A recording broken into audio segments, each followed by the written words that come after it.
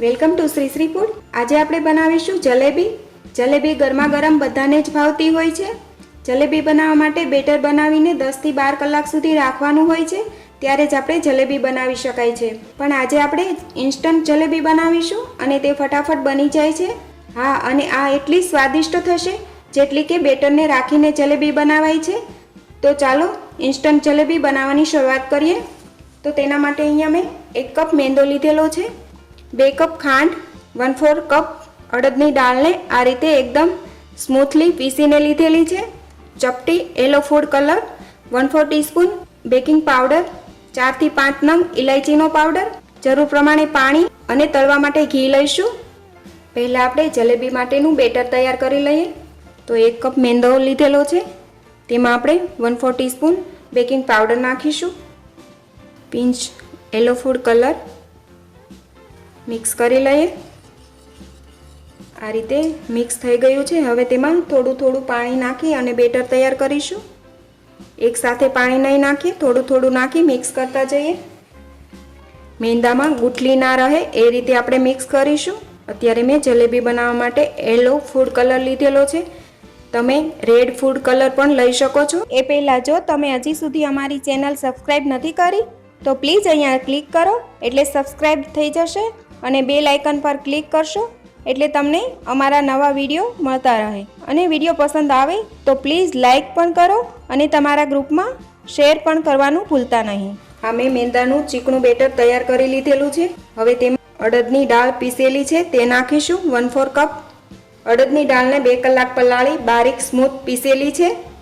બધું બરાબર મિક્સ કરી લઈએ। હવે આ બેટરને પતલું કે વધારે ઘટ પણ નહીં એ રીતનું તૈયાર કરવાનું છે।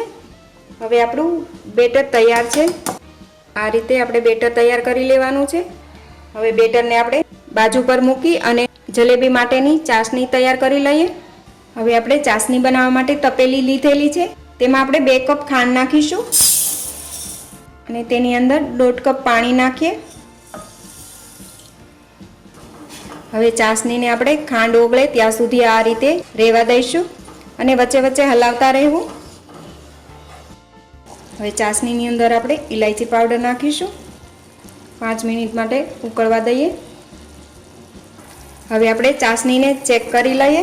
ચાસણીને આપણે એક વાટકીમાં પાણી લઈ તેમાં 1 થી 2 ટીપા ચાસણી નાખીશું અને ઠંડી થાય એટલે અંગૂઠા અને આંગળી વચ્ચે લઈ ચેક કરી લઈએ તો તેમાં એક નાનો તાર બને તેવી ચાસણી તૈયાર કરવાની છે। જલેબી માટે આવી ચાસણીની જરૂર પડશે। અમારી ચાસણી બનીને તૈયાર છે। ચાસણી ઉતારી સ્ટેન્ડ પર મૂકી દઈએ। હવે આપણે ચાસણીને ઉતારી સ્ટેન્ડ પર મૂકી દીધેલી છે, તેમાં આપણે અડધા લીંબુનો રસ નાખીશું, તેનાથી ચાસણી જામી નહીં જાય। મિક્સ કરી લઈએ। અત્યારે આપણે આટલી ચાસણીમાં અડધો લીંબુનો રસ નાખેલો છે। હવે જલેબી તળવા માટે ઘી ગરમ થવા માટે મૂકી દઈએ। અત્યારે મેં જલેબી તળવા માટે ઘી લીધેલું છે, તમે કોઈ પણ રિફાઇન્ડ ઓઇલ પણ લઈ શકો। હવે ઘી ગરમ થાય ત્યાં સુધીમાં આપણે બેટરને સોસની બોટલમાં ભરી લઈએ। આ રીતે મેં સોસની બોટલ લીધેલી છે જલેબી બનાવવા માટે। બેટરને મિક્સ કરી લઈએ। આ રીતે એકવાર મિક્સ કરી લેવું।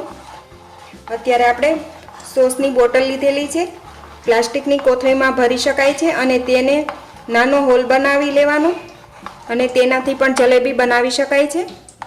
આ રીતે આપણે ભરીને આખી બોટલ તૈયાર કરી લઈએ। આ બેટરને આપણે બોટલમાં ભરીને તૈયાર કરી લીધેલું છે।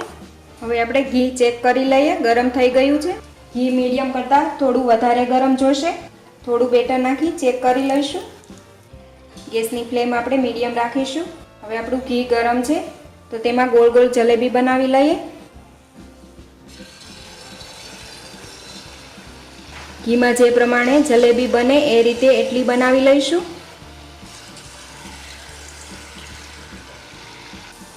આ રીતે જલેબી થોડી તળાય એટલે ઉપર આવવા લાગશે, તેને પલટાવી લઈએ। આ જલેબીને આપણે ક્રિસ્પી ગોલ્ડન કલર આવે ત્યાં સુધી તળીશું। આ જલેબી ક્રિસ્પી થઈ ગઈ છે અને તેનો કલર પણ બ્રાઉન દેખાય છે। હવે તેને બહાર લઈ લઈએ। આ રીતે થોડી વાર રાખીશું જેથી એક્સ્ટ્રા ઘી હોય તે નીતરી જાય। હવે તેને આપણે ચાસણીમાં નાખીશું। આ રીતે આપણે જલેબીને ચાસણીમાં 1 થી 2 મિનિટ માટે રહેવા દઈએ. આ રીતે થોડી દુબાડી દેવી.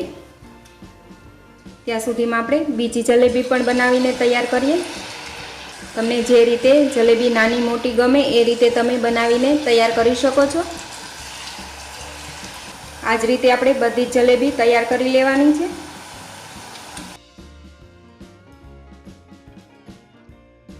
તેને પણ આપણે ચાસણીમાં નાખીશું. હવે જલેબીને આપણે ચાસણીમાંથી બહાર પ્લેટમાં લઈ લઈએ. આપણે ચાસણીમાં 2 મિનિટ માટે જલેબી રાખેલી છે. હવે તેને પ્લેટમાં મૂકતા જઈએ. આ જ રીતે આપણે જલેબી તળતા જશું અને તેને ચાસણીમાં નાખીને 2 મિનિટ બાદ બહાર લઈ લઈએ. આ જ રીતે આપણે બીજી પણ તૈયાર કરી લઈશું. હવે આપણી બધી જ જલેબી તૈયાર થઈ ગઈ છે. આપણે જલેબી બનાવીએ ત્યારે ઘી વધારે ગરમ પણ ન હોવું જોઈએ. જો વધારે ગરમ હશે તો જલેબી જલ્દીથી લાલ થઈ જશે અને ઓછું ગરમ હશે તો જલેબી ફૂલશે નહીં. તો ઘી મીડિયમથી થોડું વધારે ગરમ જોશે. બસ આટલું ધ્યાન રાખો એટલે તમારી જલેબી પણ એકદમ સરસ બનશે. તો તમને આજનો વિડીયો જરૂરથી પસંદ આવ્યો હશે. પસંદ આવ્યો હોય તો વિડીયોને લાઈક કરજો, શેર કરજો અને સબસ્ક્રાઈબ કરવાનું બિલકુલ નહીં ભૂલતા. તો ફરી મળીશું એક નવી રેસીપી સાથે.